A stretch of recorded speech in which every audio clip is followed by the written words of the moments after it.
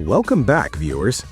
You walk into a dealership today looking for a safe, reliable family crossover, and suddenly you are staring down the barrel of an insane 9% annual percentage rate loan, a $5,000 market adjustment fee, and a finance manager who is aggressively trying to sell you a completely worthless extended warranty. You want a hybrid to save money at the pump, but you absolutely do not want the crushing buyer's remorse that comes from making the wrong choice.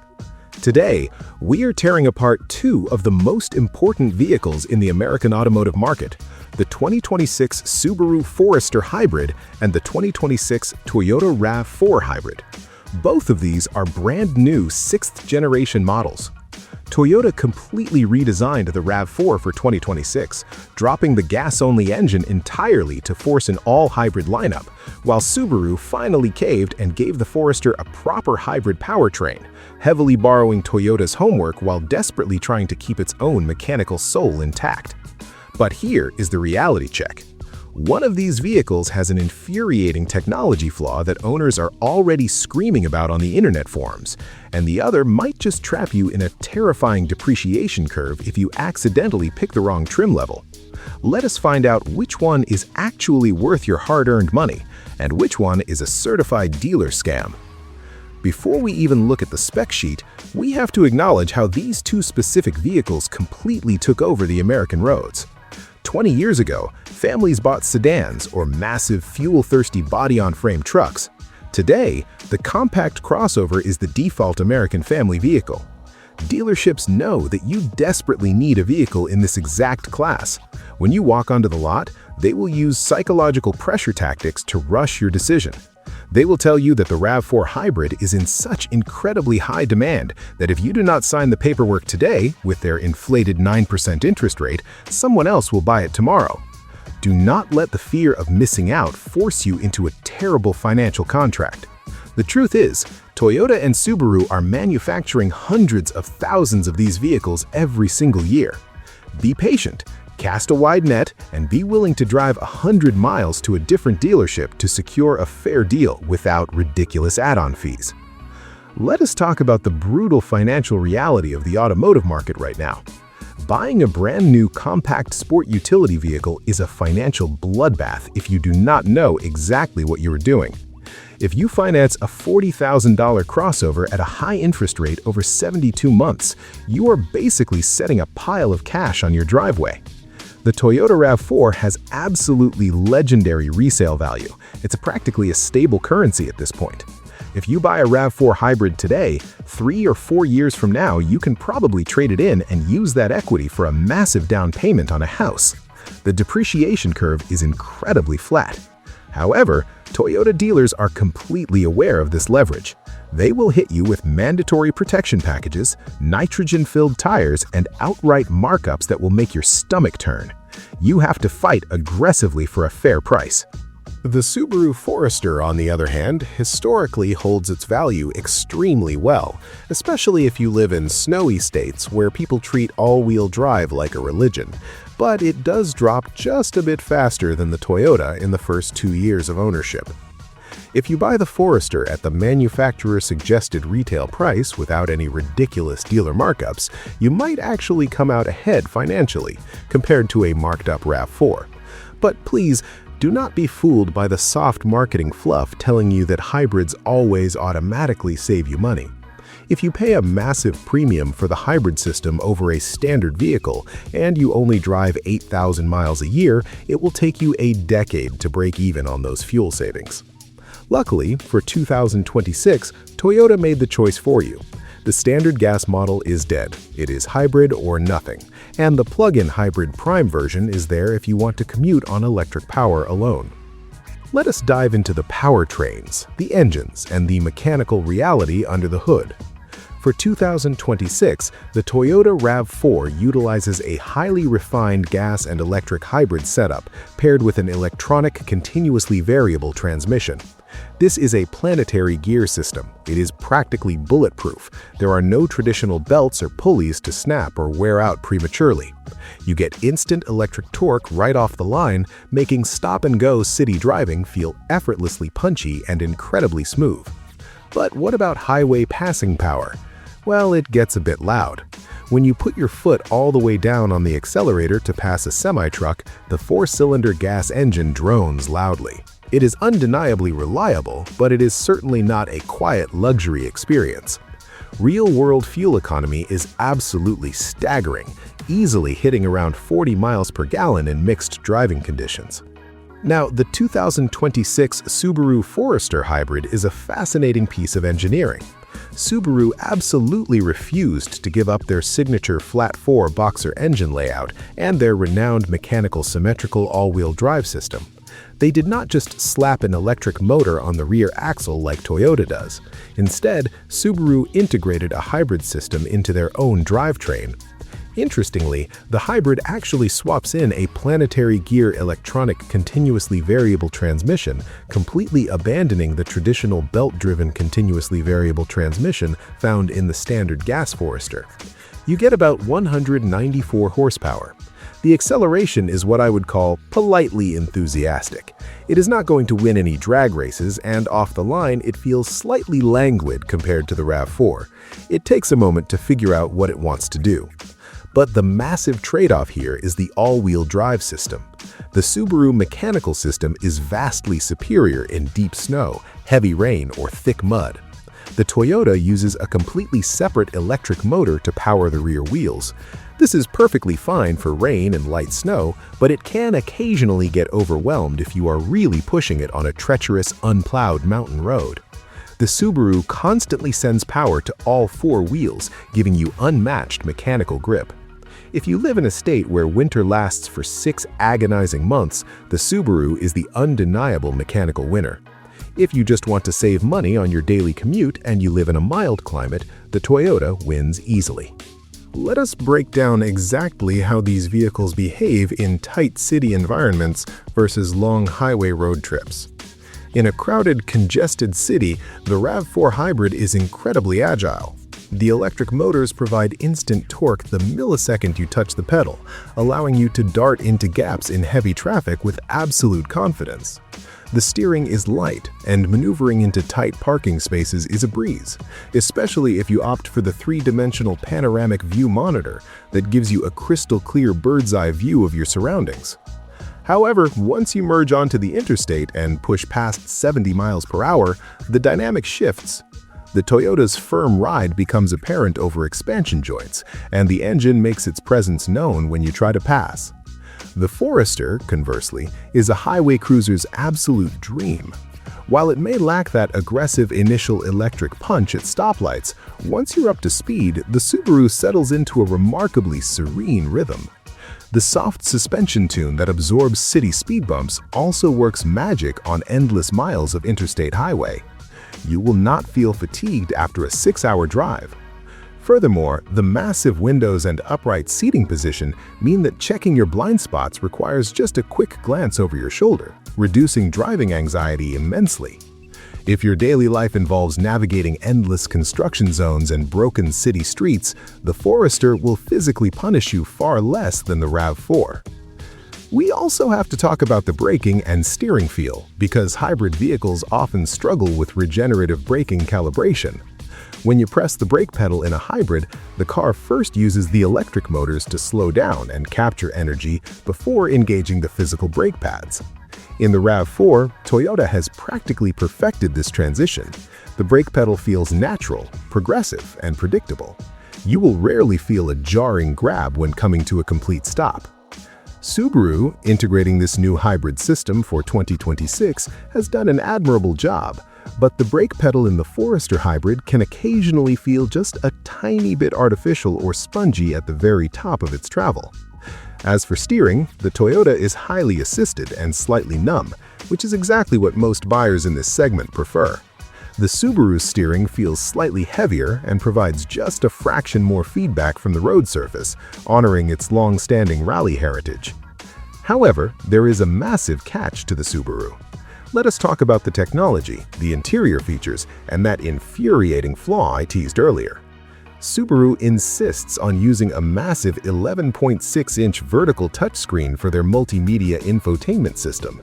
For the 2026 model year, real owners are already flooding the internet forums complaining about how incredibly laggy and slow this system is.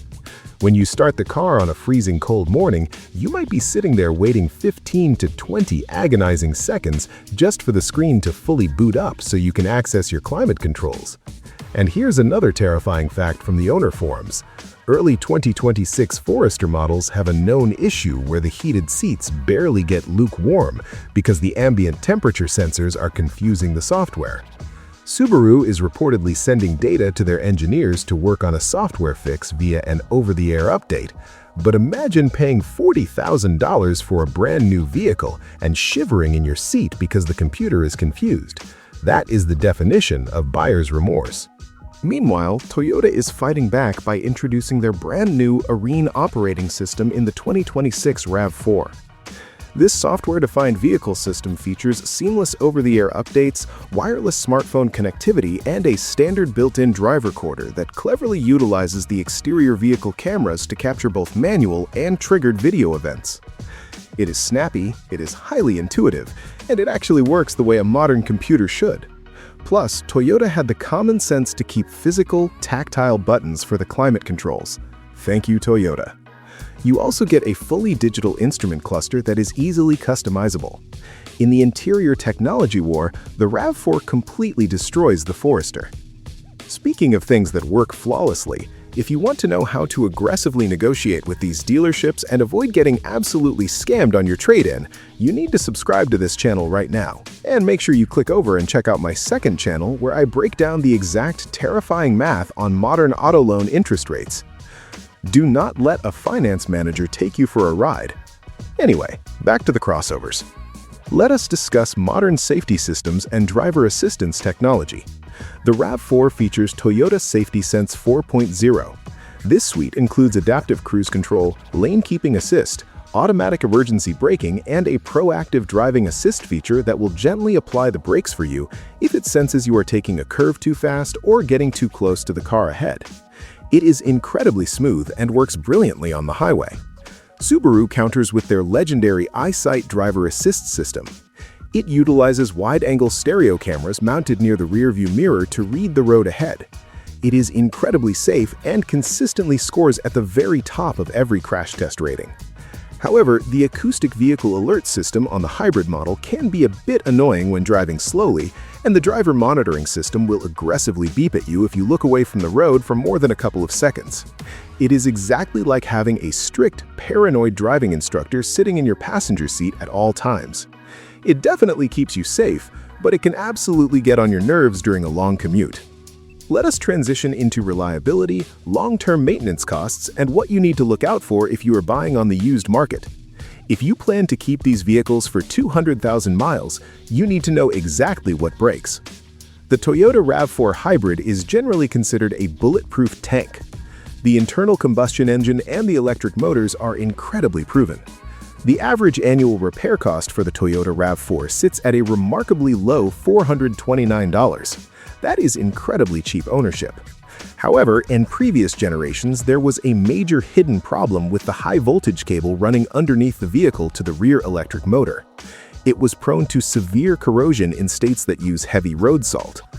Toyota claims to have addressed this vulnerability for the 6th generation, but if you are buying a lightly used RAV4 in a northern state, getting it on a lift and inspecting those high-voltage connections is the very first thing you must do. A replacement cable completely out of warranty is one of the most expensive repairs you can face, easily crossing the $4,000 mark. The Subaru Forester carries its own specific mechanical baggage. The terrifying old days of catastrophic head gasket failures are mostly behind us, but the boxer engines still have a reputation for occasionally burning a little oil as they accumulate high mileage. The average annual repair cost for the Forester is significantly higher, sitting at $632. Why the difference? Because the Forester has a proper mechanical all-wheel drive system with a heavy drive shaft and a rear differential. You have more heavy fluids to change, more complex suspension geometry, and more moving parts to maintain.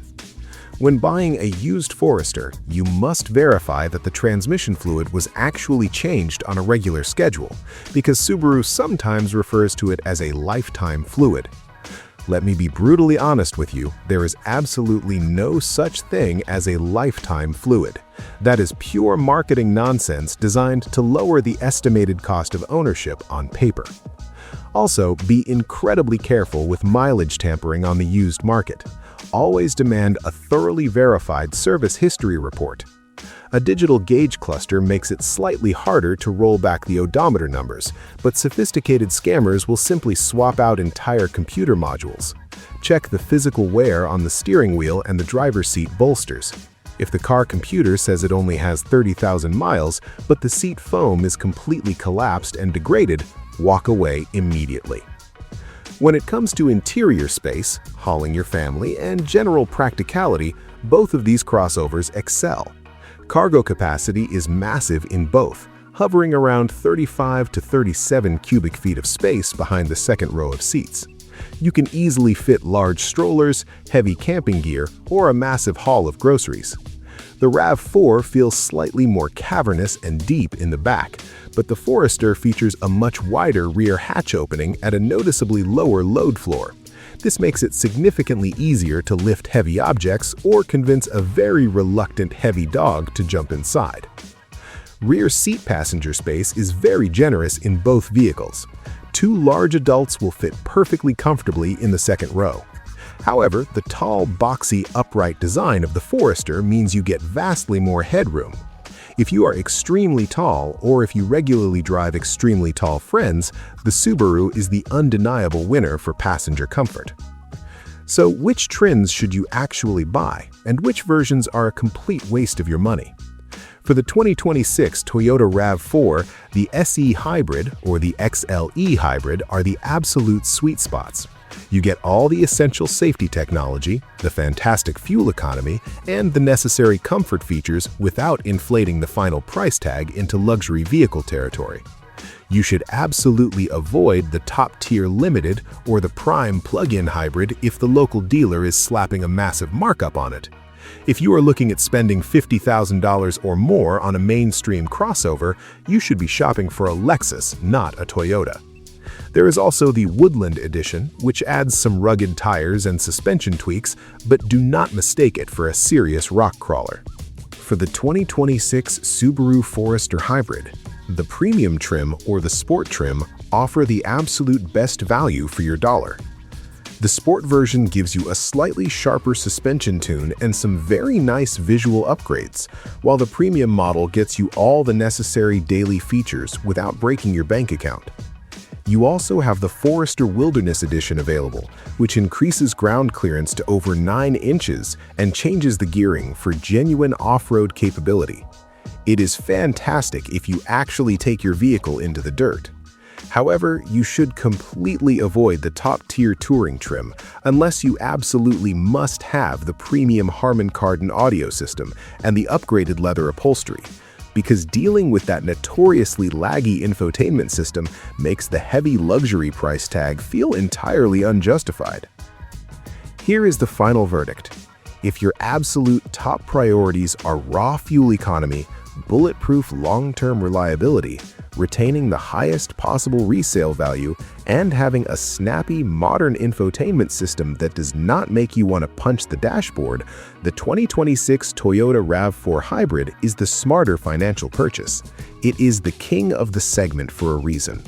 But if you prioritize supreme ride comfort, unmatched outward visibility, genuine off-road mechanical grip for brutal winters, and you do not mind dealing with a slightly frustrating computer screen, the 2026 Subaru Forester Hybrid has a deeply charming mechanical soul that the Toyota simply cannot replicate. Now, I want to hear from you. Would you ever pay a massive dealer markup for a Toyota? Or would you rather deal with a slow computer screen in the Subaru? Which crossover would you choose to put in your driveway?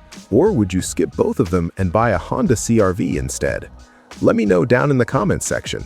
And if you want to know exactly why that Honda might actually be the secret best choice of them all, click on the video currently on your screen to watch my full breakdown.